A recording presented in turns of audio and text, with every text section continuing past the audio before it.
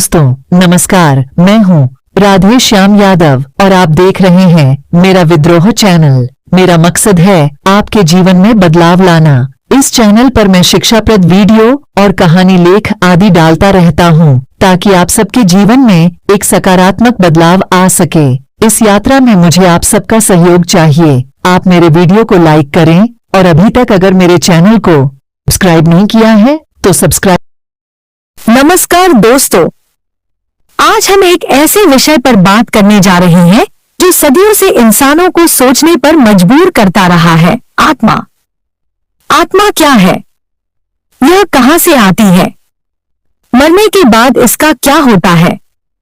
इन सवालों के जवाब सदियों से दार्शनिकों, धर्मगुरुओं और वैज्ञानिकों द्वारा दिए जाते रहे हैं, लेकिन आज हम इन सवालों का जवाब वैज्ञानिक दृष्टिकोण से देने की कोशिश करेंगे। इस वीडियो में हम निम्नलिखित बातों पर चर्चा करेंगे। आत्मा क्या है? आत्मा का शरीर से क्या संबंध है? क्या मरने के बाद आत्मा का अस्तित्व रहता है? यदि हाँ, तो मृत्यु के बाद आत्मा का क्या होता है? क्या पुनर्जन्म होता है? आत्मा को मोक्ष कैसे प्राप्त होता है? क्या मरने के बाद आत्मा का अस्तित्व रहता है? मरने के बाद आत्मा का अस्तित्व रहता है या नहीं? यह एक ऐसा सवाल है जिसका जवाब सदियों से दिया जाता रहा है। वैज्ञानिक प्रमाणों के अभाव में इस सवाल का कोई निश्चित जवाब नहीं है। हालांकि कई लोग मानते हैं कि मृत्यु के बाद आत्मा का अस्तित्व बना रहता है। इसका समर्थन करने के लिए कई धार्मिक और दार्शनिक तर्क दिए गए हैं। कुछ लोगों का मानना है कि मृत्यु के बाद आत्मा स्वर्ग या नरक जाती है। दूसरों का मानना है कि आत्मा पुनर्जन्म लेती है और एक नए शरीर में जन्म लेती है। यदि हाँ, तो मृत्यु के बाद आत्मा का क्या होता है? मरने के बाद आत्मा का क्या होता है? यह एक ऐसा सवाल है जिसका जवाब कोई भी निश्चित रूप से नहीं दे सकता। यह व्यक्तिगत विश्वास और आस्था का विषय है। यह वीडियो उन लोगों के लिए बहुत ही रोचक और जानकारीपूर्ण होगा जो आत्मा और उसके रहस्यों के बारे में जानना चाहते हैं। तो चलिए शुरू करते हैं। आत्मा क्या है? आत्मा को अक्सर एक अमूर्त इकाई के रूप में परिभाषित किया जाता है जो शरीर से अलग होती है।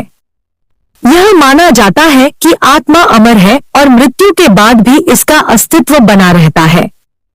आत्मा को अक्सर चेतना, भावनाओं और व्यक्तित्व का स्रोत माना जाता है। यह माना जाता है कि आत्मा ही हमें वह बनाती है जो हम हैं। आत्मा का शरीर से क्या संबंध है? आत्मा और शरीर के बीच संबंध सदियों से बहस का विषय रहा है। कुछ लोगों का मानना है कि आत्मा शरीर में कैद है, जबकि अन्य का मानना है कि आत्मा शरीर से स्वतंत्र रूप से मौजूद है। विज्ञान अभी भी आत्मा और शरीर के बीच संबंध को पूरी तरह से समझने में सक्षम नहीं है। कुछ लोग मानते हैं कि मृत्यु के बाद आत्मा स्वर्ग या नरक जाती है। दूसरों का मानना है कि आत्मा पुनर्जन्म लेती है और एक नए शरीर में जन्म लेती है। क्या पुनर्जन्म होता है? पुनर्जन्म यह विश्वास है कि मृत्यु के बाद आत्मा एक नए शरीर में पुनर्जन्म लेती है। यह विश्वास कई धर्मों में पाया जाता है, जिसमें हिंदू धर्म, बौद्ध धर्म और जैन धर्म शामिल हैं। पुनर्जन्म के अस्तित्व का समर्थन करने के लिए कोई वैज्ञानिक प्रमाण नहीं है। हालांकि कई लोग ऐसे हैं जो मानते हैं कि उन्होंने अपने पिछले जन्मों की यादें अनुभव की हैं। आत्मा को मोक्ष कैसे प्राप्त होता है? मोक्ष वह अवस्था है जिसमें आत्मा जन्म और मृत्यु के चक्र से मुक्त हो जाती। आत्मा एक गूढ़ और गहन विषय है जिसे विभिन्न संस्कृतियों, धर्मों और दार्शनिकों ने अपने अपने दृष्टिकोण से परिभाषित किया है।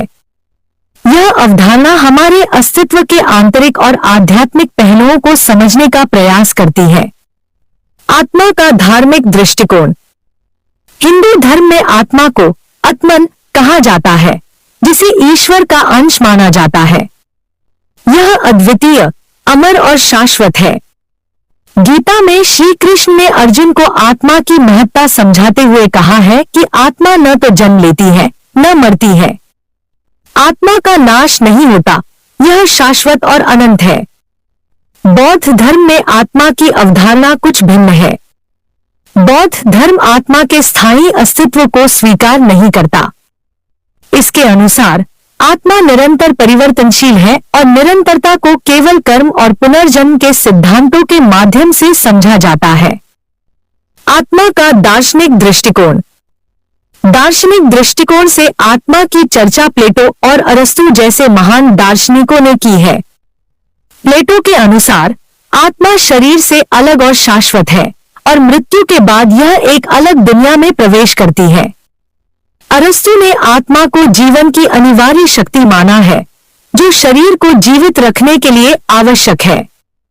आधुनिक विज्ञान और आत्मा।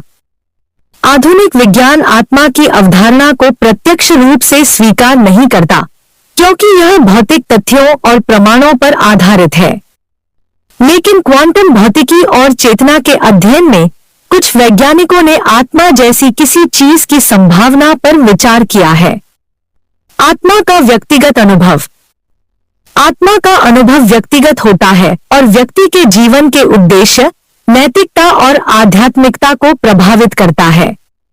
ध्यान, योग और प्रार्थना जैसे साधनों के माध्यम से लोग आत्मा के साथ जुड़ने और आत्मज्ञान प्राप्त करने का प्रयास करते हैं।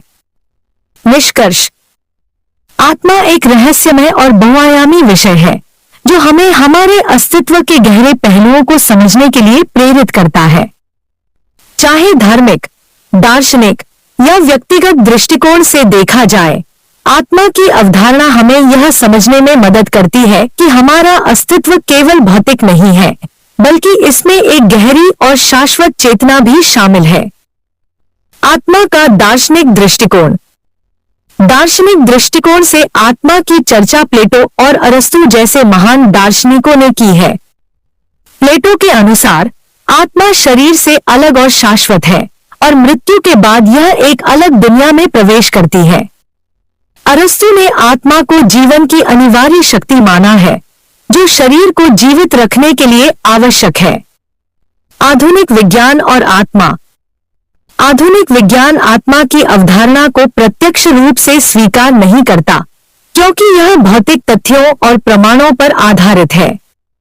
लेकिन क्वांटम भौतिकी और चेतना के अध्ययन में कुछ वैज्ञानिकों ने आत्मा जैसी किसी चीज की संभावना पर विचार किया है।